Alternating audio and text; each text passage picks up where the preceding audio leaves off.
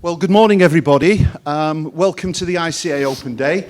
My name's Bill Howarth. I'm I almost said CEO of the ICA. I have been for the last 15 years, but I've now moved to the position of president. And the new CEO, Phil Ryan, is here, and he's going to be saying a few words to you a little bit later on. Could I also introduce my colleague here, Becca Dare, who's the global head of training for all of the ICA programs all around the world. And in addition to him, we have a number of our training staff and our team of presenters and administrators here to talk to you throughout the day.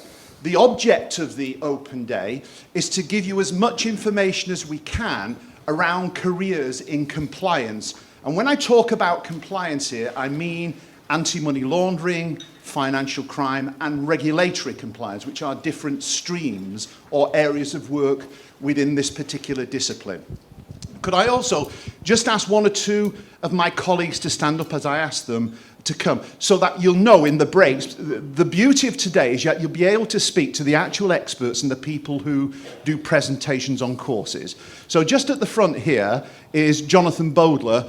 Jonathan is the UK Head of Compliance. Next to him is Dawn, and Dawn is our head, one of the course directors in the anti-money laundering. Head, you're happy about head, are you? Right, okay. And Andrew, where's Andrew? Is he here? Andrew Clark there. Andrew is again one of the course directors on the anti-money laundering team. Is Viri around? Where's Viri? Viri there is our global head of compliance. So you've got a good representation of all of our training and academic staff on the programs that we run here in the United Kingdom. So the purpose of today then is mainly twofold. One is to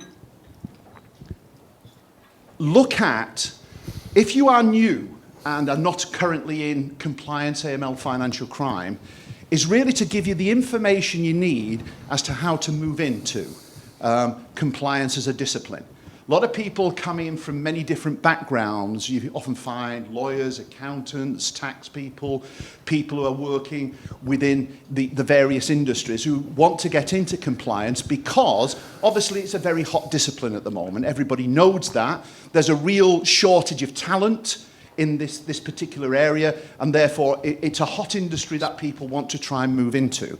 So one of the things we will focus on today is how you actually access that. We have a recruiter here who will give you the perspective from the point of view of the firms. What are the firms looking for when, in fact, they're looking for new staff?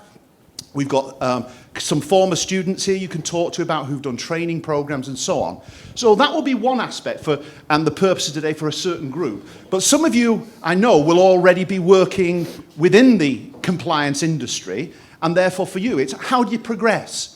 What are the organisations or what are they looking for in terms of experience, qualifications, and the ability to move on? So those will be two important focuses of what we're going to try and achieve today. Now, what is absolutely critical in this industry, and anybody who knows anything certainly about the financial services industry, will realise that there's a real push for people to be appropriately qualified and trained and competent in their disciplines. The FCA have a system, as some of you will know, of control functions. But what is being brought in the very near future is something called the senior persons regime. And the point about that is that the regulators, when they're looking at all the firms, are going to be saying to the firms, you need to demonstrate to us that all your staff, not just at the high level, are competent and appropriate for the job roles. And they've got to be certificated annually by the organisations that they remain competent. So that's the new regime in financial services that we're actually approaching at the moment. So that's the purpose surrounding the day. There's a lot of individuals who'll give you a lot of information, a whole series of ICA staff that I haven't been able to mention. They've all got the badges on here, together with, as I say, the academics and training staff. Now, what I would normally like to start off with is the framework of education. Now, ICA it's a professional body that's not for profit. It's been in existence for 15 years. It has students in over 100 countries around the world.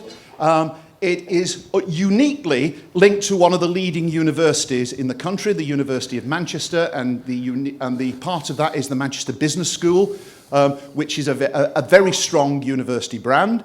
And all our qualifications and certifications are awarded in association with the university. They're our quality assurance arm that verify that our qualifications are at the appropriate level, and they work with us and sit on all our examination boards and so on. So the first thing, therefore, to focus on here then is, well, many people will be coming along and saying, well, which qualification or which area should I work in? What are the differences? What do I need in terms of qualifications and experience to work in each of the various divisions or areas, and at what level? Now, what we do at the ICA from the perspective of certifications is we draw a distinction between anti-money laundering. Now, this diagram, by the way, is on the penultimate page of the thing that you've got in front of you there, the membership brochure, if you can't see all the details on that. So, but essentially what you have are different levels of training and education and experience, from introductory through intermediate, through into advanced and into expert. I'll talk about the specialist programs later. And then, in terms of careers, we draw a distinction between anti-money laundering, financial crime prevention, and compliance. And what we mean by compliance is regulatory compliance, as distinct from the other two. Now, in some organisations, all of those functions are often welded together in one individual. Now, that would be in smaller organisations. In the bigger organisations, they're separate functions, and often people will specialise in one or the other of those. So what we have then are our major streams of anti-money laundering, financial crime, and compliance. Now, one that has developed certainly in the last couple of years, and the significance, anybody who's in the industry will realise the importance of customer due diligence. And many organisations now have specialist teams in customer due diligence. You will have seen over the last few years many of these regulatory fines that, in fact, have been imposed by regulators, both here in the United Kingdom and, for example, in the United States. And many of the big financial services firms have had substantial fines. Now, as a consequence of that, what has had to happen, or one of the things, they've had to go back and retrain their workforce, and also to do what is called remedial customer due diligence. The customers that these banks have, they don't know who they are often in terms of the detail and the knowledge about them. So they're having to go back and review all the information that they've got about their customers on file, and that's called customer due diligence. Now, a very popular program at the moment then is practical customer due diligence. How you actually do that. How you train people to go and do the appropriate checks. So we've actually got that down there as an aspect of anti-money laundering. It's actually taught some of it is taught within the anti-money laundering programs, but that's a unique specialist one for those who want to specialise in that area.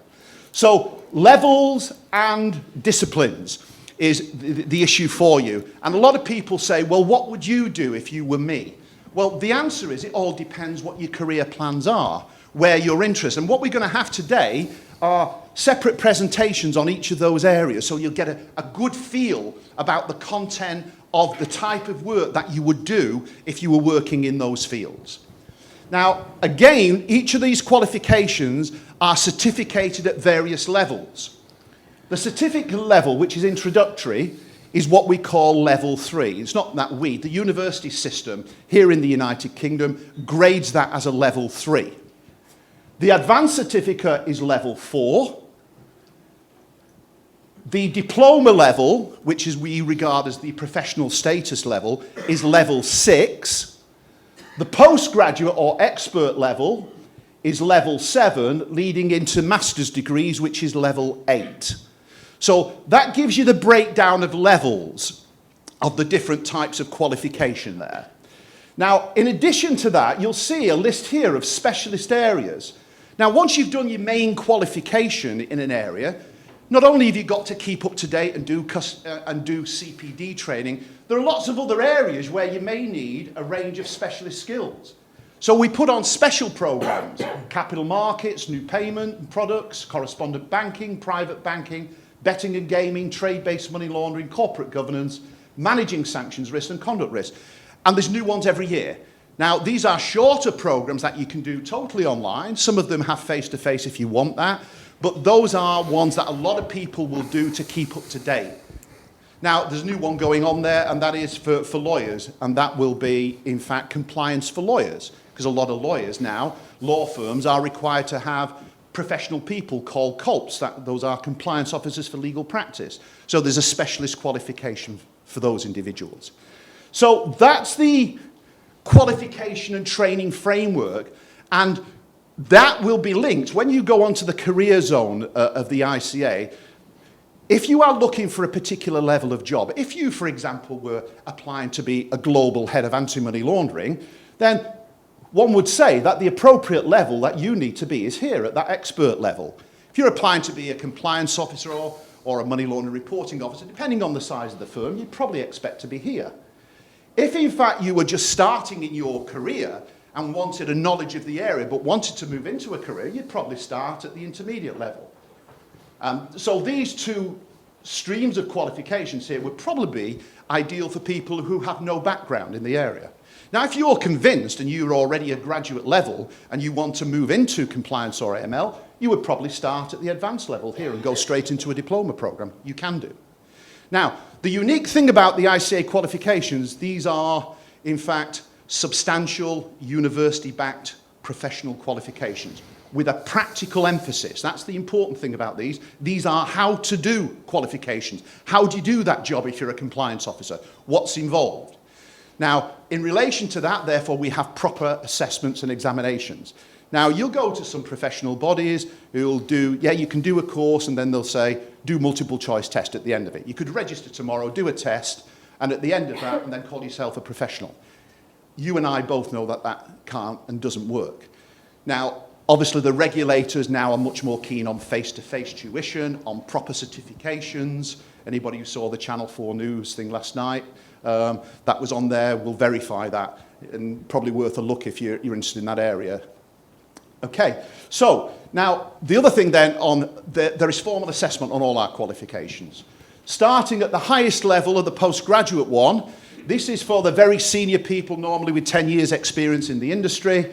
They would normally do, if you do a postgraduate qualification, of which there are two, one is in financial crime, which is a new one, and the other one is in governance, risk and compliance. That is assessed by way of you attend 2 long weekends at the University of Oxford, and then you do, in each weekend, 4 long masterclasses.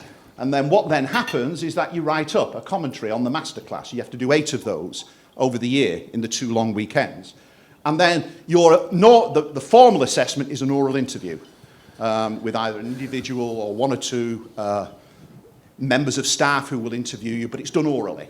And that seems to work well for senior people. They prefer that. They get a lot of their studying done in those long weekends with the master classes, and they like the idea of doing oral interviews. At the diploma level, you have to submit 2 long assignments throughout the program of 2,500 to 3,500 words, and then there's a 3 hours, 15 minutes examination. That's open book, because the very nature of what we teach has to be, because, you know, the type of jobs that you're doing requires you to have access to materials. Moving down the ladder, 1 assignment at this level, at the advanced certificate level, and a 1 hour, 45-minute examination. And then the introductory first one, these are short ones. This will probably take 1 to 3 months to complete, and then you'll do a set of multiple choice questions at the base level. This one, probably 4 to 6 months in most instances, depending on when the workshops are being held. The level 6, these are typically 1 full year of academic study, probably 9 to 12 months, and similarly with this one, the first postgraduate level. This one here, though, forms half of a master's program. So it's a level 7 qualification, carries 80 master's credits with it, which means it's half of a master's degree. Now, if I just flick back there, you will see that people who've done this qualification here can move into. There are a number of universities where you can top up that postgraduate diploma into an MSc in governance, risk or compliance, or indeed law, governance, risk and compliance. And therefore, what you've got here is a complete framework of education and qualifications right from the very beginning, where somebody knows nothing at all the way through here to very experienced people. Now, I've probably gone on too long already, and the only thing I would like to say is to talk about our relationship with the University of Manchester. It's a Russell Group university, which means it's in that top tier of universities. We've worked with them for 15 years. They're a very respected university. They have world-class qualifications. It's the largest university in Europe, and we've been delighted to be associated with them, and all our certifications are awarded in association with them. So you're getting credibility, benchmarking, and reputation if you actually become a member of the ICA and actually decide to take a qualification in that area.